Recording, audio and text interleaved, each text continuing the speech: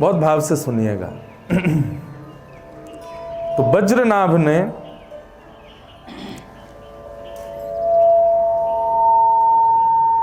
सोलह 16,100 कृष्ण पटरानियों को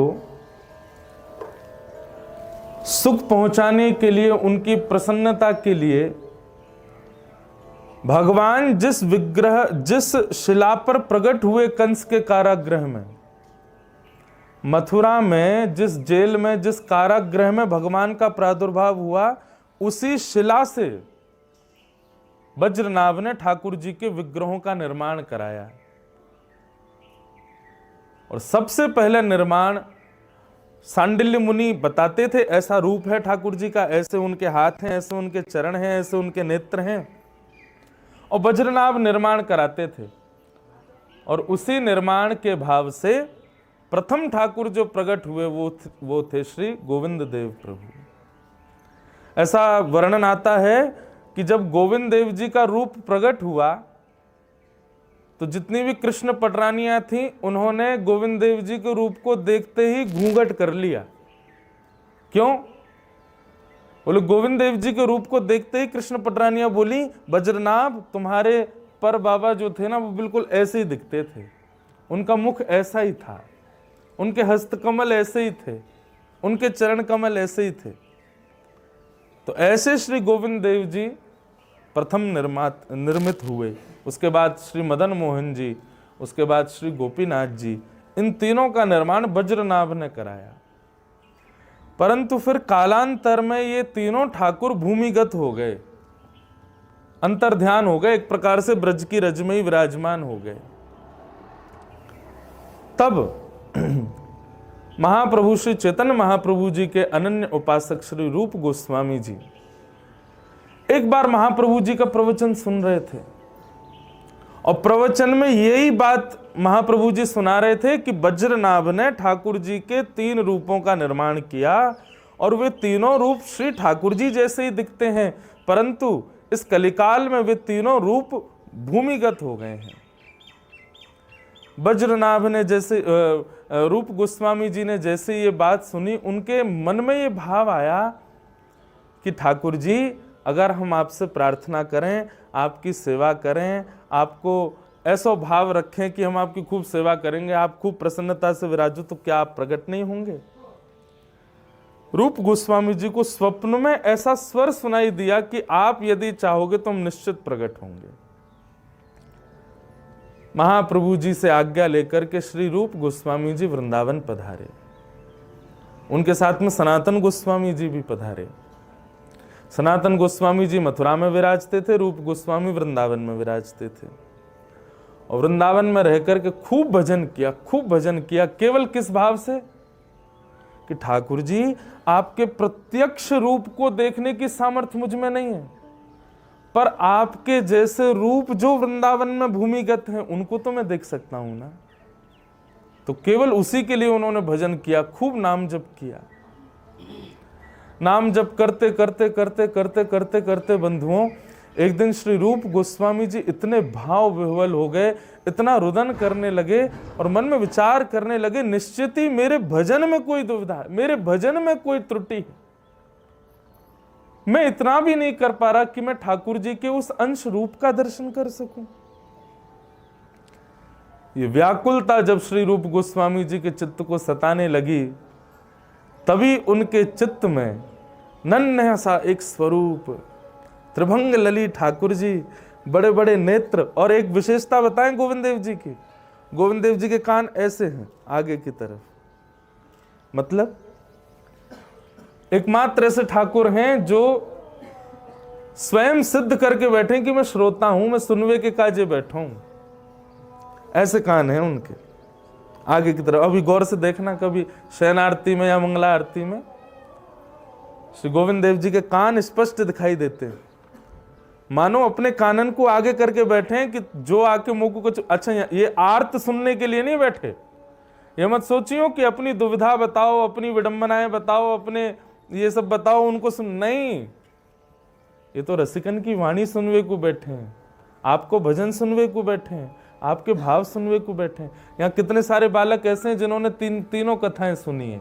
यहाँ ये एक बैठो है और एक वो बैठी हैं, एक बालक ये है। ये बालक कहाँ है हमारे? हैं एक और 2-3 बालक और मुझे दिखाई नहीं दे रहे, वो सब यहीं बैठे हैं। ये लोग नित्य जाते हैं और नित्य गोविंद देव जी को भक्तमाल सुनाते हैं। नित्य एक भक्त का चरित्र, रोंगटे खड़े होने लगे, नेत्रों से अश्रुपात होने लगा और मुख से गोविंद गोविंद गोविंद नाम ध्वनि प्रकट होने लगी। और वही स्वरूप रूप गोस्वामी जी से बोले, बाबा तू यहां बैठो है, मैं तेरी प्रतीक्षा कर रहा हूं। रूप गोस्वामी जी ने पूछा, कहां है भगवान? बोले पासी में जो गोमा टीला है ना, मां देखियो, वह गोमा टीला पे एक पर्वत खंड है, वह पर्वत खंड पे गैया जावे और गैया जाके रोज एक एक स्थान पर जाके अपने थन से अनायासी दुग्ध की धार बहावे। वो जहां दुग्ध की धार बहावे वहीं मैं बैठा हूं। आहा, वो मोहिनी सूरत, वो सुंदर रूप देख करके श्री रूप गोस्वामी जी को पहले तो चेतना ही नहीं हुई। पहले तो मैं कहा करता हूं बंधुओं कथा में एक बात, ठाकुर जी का आपको अनुभव होगा, ठाकुर जी आपके जीवन में आएंगे तो सबसे पहली स्थिति क्या होगी कि आप अपने तन की सुध भूल जाओगे। यदि आपको इतनी सुध है कि मुझे उठना है, मुझे पान करना है, मुझे खाना है, मुझे कुछ विचार करना है, तो आप अभी ठाकुर जी से नहीं मिले। ठाकुर जी का किंचित भी अनुभव यदि होगा तो सबसे पहले आप तन शुद्ध भूल जाओगे, आपको देह शुद्ध नहीं होगी। ठाकुर जी का अनुभव होगा तो आपको समय का पता नहीं चलेगा, कब कब में समय निकल जाएगा। ठाकुर जी का अनुभव होगा तो शारीरिक इंद्रियों की जो जो व्यवस्थाएं और जो जो अवस्थाएं स्थिति होती हैं, उनका विचार आपके चिंतन में नहीं आएगा। आप अजीब सी स्थिति में चले जाओगे। मैं कोई निंदा नहीं कर रहा हूं, मुझे बहुत प्रिय है वो भजन, राम आएंगे तो अंगना सजाऊंगी, राम आएंगे तो दीप जलाऊंगी, राम आएंगे तो भोग लगाऊंगी। पर मैं कहूं तो राम आएंगे तो आप कुछ भी नहीं कर पाओगे, तब समझो कि राम आए हैं। स्थिति सुनी विदुरानी की, जो अस्त व्यस्त वस्त्र में है, जिसको यह भी भान नहीं कि मुझे कुछ धारण करना है, जिसको यह भी भान नहीं कि ठाकुर जी आए मैं पाटा तो सीधा रखूं, जिसको यह भी भान नहीं कि मैं ठाकुर जी को छिलका खिला रही हूं कि गुठली, ठाकुर जी को फल खिला रही हूं कि छिलका। ऐसी स्थिति आ जाएगी जब ठाकुर जी आएंगे। और एक बात निश्चित है बंधुओं, ठाकुर जी यदि आपको दर्शन देने का मन बनाएंगे तो सबसे पहले स्वप्न में दर्शन होगा। प्रत्यक्ष ठाकुर जी सीधे आपके सन्मुख आ जाएं ऐसा नहीं है। 3 सीढ़ियां हैं। सबसे पहली सीढ़ी है स्वप्न में ठाकुर जी का अनुभव होगा। या तो ठाकुर जी दिखेंगे, या ठाकुर जी का धाम दिखेगा, या ठाकुर जी का चिंतन और ठाकुर जी की उपासना, ठाकुर जी की रसलीला गाने वाले वैष्णव दिखेंगे। और अशोभनीय रूप में नहीं दिखेंगे, शुभ रूप में दिखेंगे।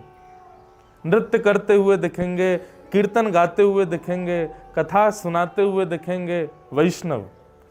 धाम का दर्शन स्वच्छ रूप में होगा, और या फिर स्वप्न में ठाकुर जी की अनुभूति होगी। तो ये प्रथम सीढ़ी है। ठाकुर जी यदि मिलने का मन बनाएंगे सबसे पहले स्वप्न में आएंगे। ठाकुर जी यदि मिलने का मन बनाएंगे तो दूसरी स्थिति क्या होगी? अनुभूति।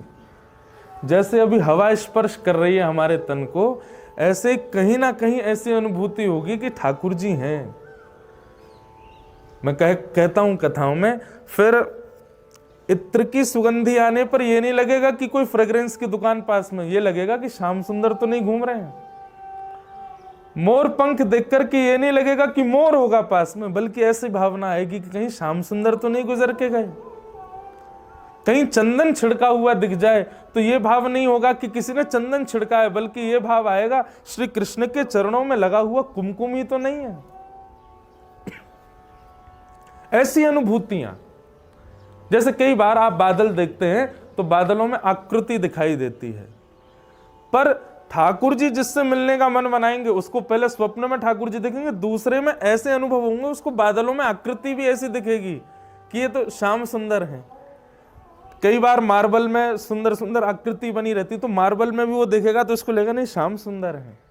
वो वृक्ष की आकृति देखेगा तो वहां भी श्याम सुंदर है।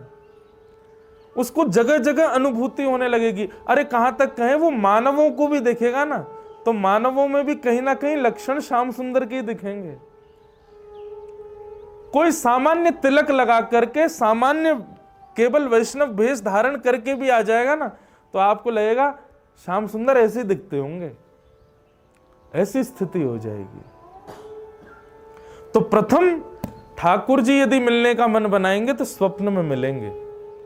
दूसरी बात, ठाकुर जी यदि मिलने का मन बनाएंगे तो इस प्रकार की अनुभूतियां होने लगेंगी, यत्र तत्र सर्वत्र आपको आकृतियों में भी श्री कृष्ण दिखेंगे। और तीसरा, ठाकुर जी मिलने का मन बनाएंगे तो फिर ये विचार नहीं करेंगे कि आप कहाँ हो, किस भाव में हो, कैसे हो, वे सन्मुख आकर के आपको प्रत्यक्ष दर्शन देंगे। स्वप्न दर्शन, अनुभूति दर्शन और प्रत्यक्ष दर्शन, ये तीन विधा है। किसी भी भक्त का चरित्र देख लो, भक्तिमती मीराबाई हो, भक्तिमती करमती बाई हो, हमारे गोस्वामी श्री गोस्वामी तुलसीदास जी हों, सूरदास जी हों, सबको पहले अनुभव ही हुआ है, अनुभूति में ही दिखा है कि ठाकुर जी हैं, फिर प्रत्यक्ष दिखे। तो श्री रूप गोस्वामी जी के चित्त में जो स्वरूप आया, उसने कहा मैं गोमा टीला में बैठा हूं, और वह गोमा टीला में जहां गैया जाकर के अपनो अनायास दुग्ध बहावे, वहीं ते मेरो स्वरूप निकालो। रूप गोस्वामी दौड़ करके गए, गोमा टीला के ऊपर जाकर के देखा, तभी एक वेद लक्षणा गौ माता आई, और गौ माता एक शिखर के ऊपर जाके खड़ी हुई और अनायास ही बिना किसी के हाथ लगाए ही उसके थनों से दुग्ध प्रवाह होने लगा। रूप गोस्वामी जी ने जाकर के प्रणाम किया, पुष्प अर्पित किए, प्रणाम वंदन करके जैसे ही वहां के उस भाव को, जो मिट्टी आदि थी, उसको थोड़ा विलग किया, तभी प्रकट भय हमारे श्री गोविंद देव प्रभु। श्री राधा गोविंद देव प्रभु की। सब सुख सागर रूप जागर, रहे वृंदावन धाम। सब सुख सागर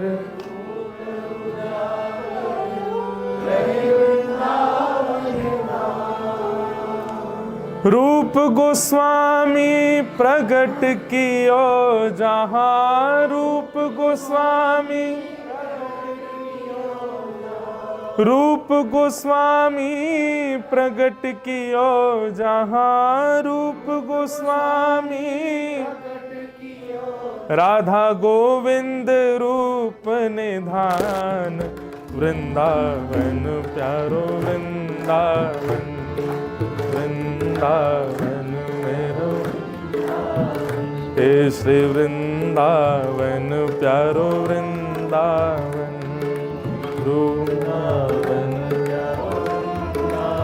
रूप गोस्वामी प्रगट कियो जहां। रूप गोस्वामी, श्री रूप गोस्वामी प्रगट कियो जहां। राधा गोविंद रूप निधान। वृंदावन प्यारो वृंदावन, वृंदावन हे श्री वृंदावन मेरो वृंदावन।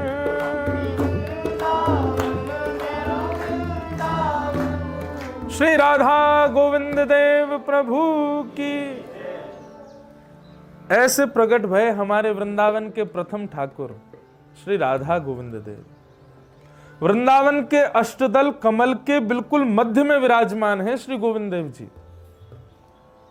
फिर कालांतर में सनातन गोस्वामी जी को लगा कि रूप को तो मिल गए गोविंद देव जी, अब हमको कैसे मिले। तब सनातन गोस्वामी जी ने श्री मदन मोहन जी को प्राप्त किया। कैसे प्राप्त किया ये कथा हम कल सुनाएंगे। और फिर मधु पंडित उनको श्री गोपीनाथ जी प्राप्त भये। और देखो कितने भाग्य की, सौभाग्य की आप लोगों की बात है कि हमारे वृंदावन के सप्त निधियों में 2 निधि तो आपके जयपुर में ही विराजते हैं, श्री राधा गोविंद देव जी और श्री गोपीनाथ जी। तो ऐसे श्री गोविंद देव जी वृंदावन में प्रकट हुए। फिर औरंगजेब ने जब आक्रमण करना प्रारंभ किया, इतना बड़ा मंदिर था गोविंद देव जी का कि ऊपर का दिया दिल्ली तक, आगरा तक दिखाई देता था। औरंगजेब ने जाकर के मंदिर ध्वस्त करने का प्रयास किया। गोविंद देव जी ने आज्ञा कर दी, बोले भैया हमको कहीं और ले चलो। तब श्री गोविंद देव जी जयपुर में पधारे। और जैसा मुझे पता चला, श्री गोविंद देव जी जयपुर आए तो सबसे पहले इसी स्थान पर विराजे जहां हम लोग बैठे। ये कनक वृंदावन, ये पुराना गोविंद देव जी मंदिर, श्री गोविंद देव जी सबसे पहले यहीं पर विराजमान भये। और यहां से फिर उसके बाद अन्य कहीं विराज के फिर सिटी पैलेस में ठाकुर जी विराजमान हुए। तो ऐसे श्री गोविंद देव जी की ये पावन भूमि है जयपुर। हम तो इसको मिनी वृंदावन ही मानते हैं। यहाँ वृंदावन जैसा ही भाव आता है, बस यहाँ की थोड़ी बहुत चीज़ों को थोड़ा नज़रअंदाज कर दिया जाए। आधुनिक है, थोड़ा राजधानी है ना जब राजस्थान की, थोड़ी आधुनिकताओं को नज़रअंदाज किया जाए। देखो ये तो लंगूर बैठो वहाँ पे है, अभी थोड़ी देर में देखेंगे वहाँ पीछे मयूर भी मिलेंगे हैं, सामने बैठे देखो, सामने वहाँ पे मयूर बैठे। अभी तो थोड़ा पहले हम अगस्त सितंबर में करते थे कथा, तो ये हरे भरे यहाँ पर बढ़िया आनंद। देखियो भैया वो बंदर को ये मारे नहीं। तो ये देखो ऐसा ही था पुराना वृंदावन, हमारा पूर्व का वृंदावन। बिल्कुल इसीलिए मैं इसी स्थान पर ही कथा करता हूँ, क्योंकि मुझे स्थान की जो दर्शन है ना, मुझे ऐसा लगता है मैं 5000 वर्ष पूर्व के वृंदावन में पहुंच गया। ऐसा ही वृंदावन। तो ऐसे श्री हमारे राधा गोविंद देव प्रभु, उनको हम बारंबार प्रणाम करते हैं। और